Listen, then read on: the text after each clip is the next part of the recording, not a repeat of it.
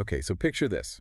You're an archaeologist, but you're not digging in the Earth. You're digging in space, and you've just stumbled upon like a perfectly preserved time capsule, older than our planet itself. Wow.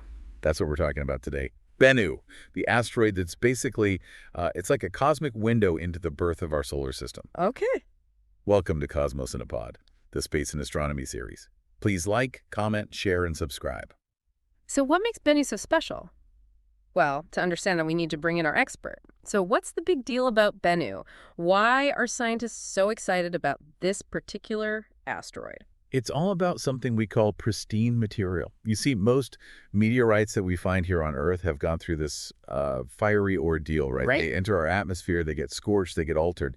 But Bennu, it's been out there virtually untouched. Really? For 4.6 billion years. Wow. Like a cosmic deep freezer, preserving the ingredients of our solar system's earliest days. So it's like the original recipe. Right, exactly. Not like a burnt meteorite you might find in a museum. Exactly. This is like the raw ingredients, still fresh from the cosmic oven. Precisely, and that's exactly why NASA launched the OSIRIS-REx mission. Oh, right, to grab a piece of it. Yeah, to grab a piece of Bennu, bring it back to Earth for analysis. So we have some here. We do. It's like having a piece of the solar system's birth certificate right here in our labs. Wow, that's some seriously valuable cosmic cargo then.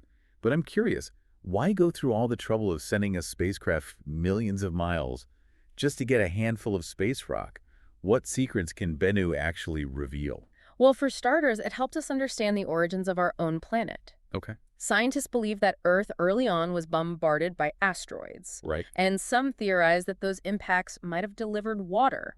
Wow. The water that fills our oceans. And maybe even the organic molecules that make up, that are the building blocks of life. Hold on, are you saying that the water we drink, like the very essence of life on Earth, might have come from an asteroid like Bennu?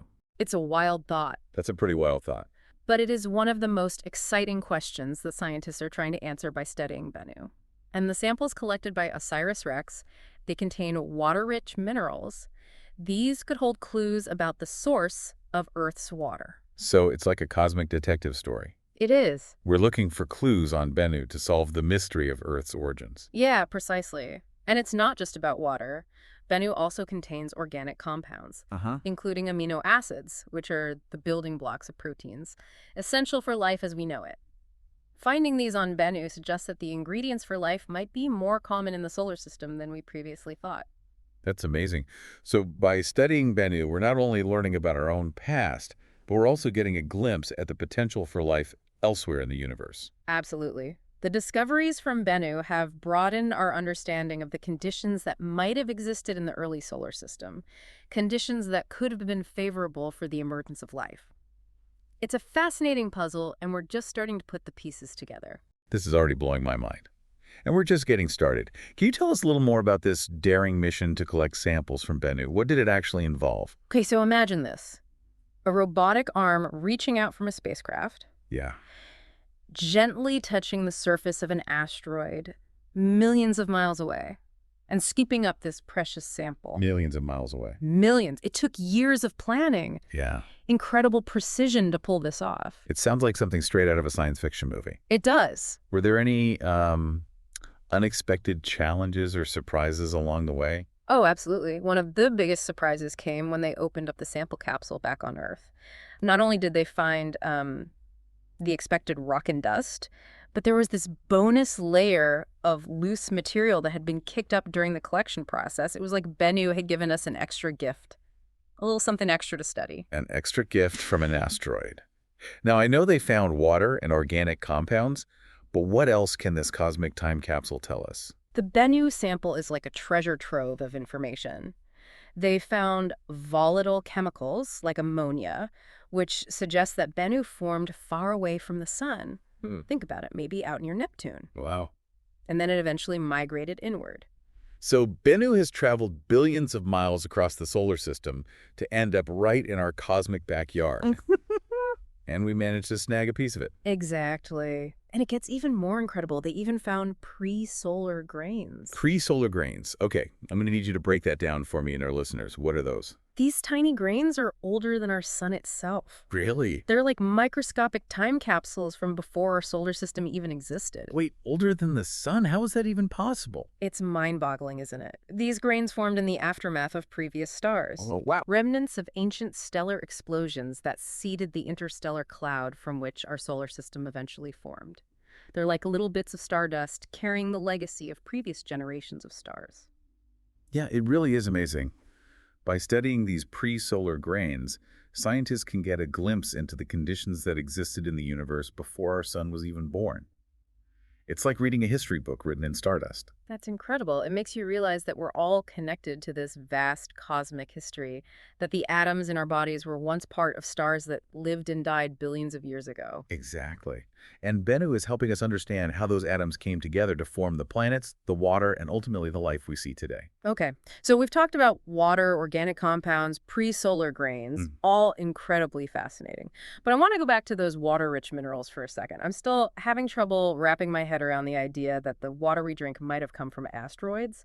Is there really strong evidence to support that theory? It's a hotly debated topic in the scientific community, but the evidence from Bennu is certainly adding fuel to the fire.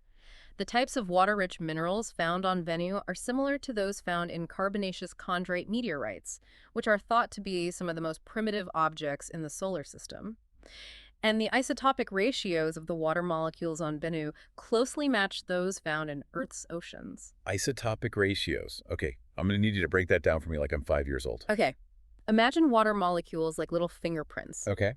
Each type of water, whether it's from Earth, an asteroid, or a comet, has a unique fingerprint based on the ratio of different isotopes of hydrogen and oxygen in the water molecules. So by comparing these fingerprints, scientists can trace the origins of Earth's water. Exactly. And the fact that Bennu's water fingerprint matches that of Earth's oceans so closely suggests that asteroids like Bennu could have been a major source of our planet's water. Wow.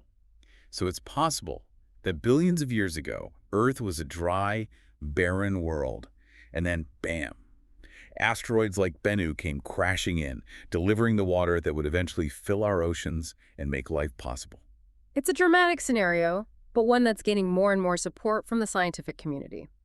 Of course, there's still a lot we don't know about the details of how this all happened, but Bennu is providing us with some critical clues. It's like a cosmic puzzle, and we're slowly piecing together the image. But I'm also curious about Bennu's journey through the solar system. You mentioned that it might have originated out near Neptune. How did it end up in our neighborhood? That's another great question. Scientists believe that Bennu's parent body, a much larger asteroid, was shattered billions of years ago, probably due to a collision with another object. This collision sent fragments like Bennu scattering throughout the solar system, some of them eventually ending up in orbits that brought them close to Earth. So Bennu is like a cosmic wanderer, a piece of a much larger story that's been unfolding for billions of years. It's amazing to think about the journey it's taken to get here.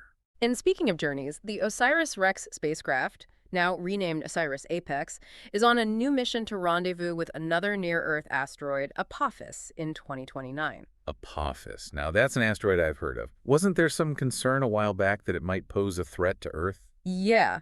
There was a brief period of concern when initial observations suggested a small possibility of an impact in 2029. However, further analysis, more refined observations have ruled out any chance of a collision in the foreseeable future. Phew. That's a relief. But why send a mission to study Apophis if it's not a threat?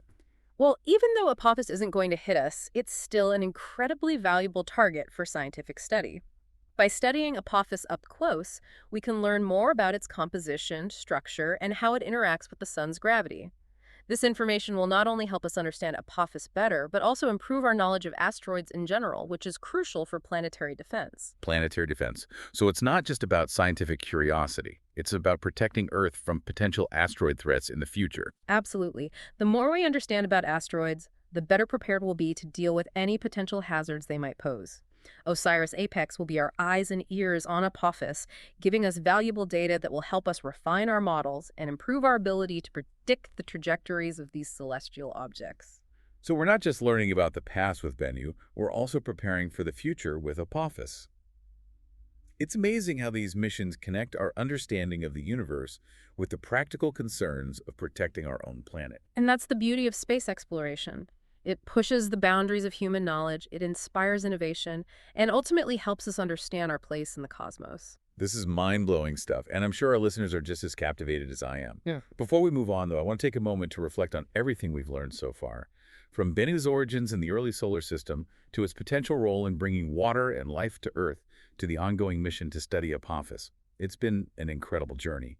What stands out to you as the most significant takeaway from all of this? For me, it's the realization that we're not just observers of the universe, we're participants in a grand cosmic story that's been unfolding for billions of years. Every atom in our bodies, every drop of water we drink, every grain of sand on the beach, it all came from somewhere, and it all has a story to tell. Bennu is a reminder of that connection, a tangible piece of the universe's history that we can hold in our hands and study in our labs. You know, it's funny. We started this deep dive talking about Bennu as a time capsule from the early solar system. Yeah. But it's more than that, right? Yeah. It's a reflection of ourselves, Yeah. of our place in the grand scheme of things. That's a great observation. We think of space exploration as this outward thing, right? Yeah. Distant stars and galaxies.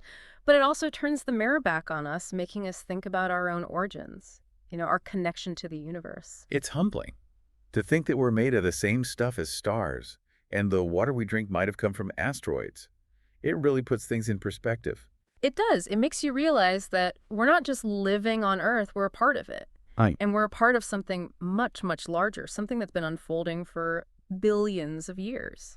It makes you wonder, what does it all mean? What's the point of this whole grand cosmic story that we're just a tiny part of? That's the question that philosophers and scientists have been asking for centuries. Right. And while there might not be a single definitive answer, I think that search for the answer is what drives us. What makes us human, that curiosity, that desire to understand, the need to make sense of our place in the universe. Those are the things that propel us forward, both as individuals and as a species. Yeah. It's like we're programmed to explore, to learn, to push the boundaries of what we know. And in doing so, we discover not only the wonders of the universe, but also the wonders within ourselves. I think that's a beautiful way to put it. The more we learn about the universe, the more we learn about ourselves. And the more we appreciate this interconnectedness of everything. From the smallest, subatomic particle to the largest galaxy. It's awe-inspiring. It makes you want to keep exploring, to keep learning, to keep asking questions. And that's what we should be doing. The universe is full of mysteries, and it's up to us to unravel them. Who knows what incredible discoveries are out there, I can't wait to find out. But for now, I think we've reached the end of our deep dive into Bennu. Yeah. It's been an incredible journey, and I want to thank you for being such a fantastic guide. The pleasure was all mine. I always enjoy sharing my passion for the universe. And I know our listeners are grateful for your insights. So before we sign off, what's one final thought you'd like to leave our listeners with? Keep looking up at the stars. Keep asking questions. And never lose your sense of wonder. The universe is full of amazing things. And there's always something new to discover. Beautifully said. And for those of you who want to continue exploring the mysteries of the universe with us, be sure to follow us on social media handle and subscribe to Cosmos London Pod and our YouTube channel for more fascinating deep dives. Until next time, keep exploring.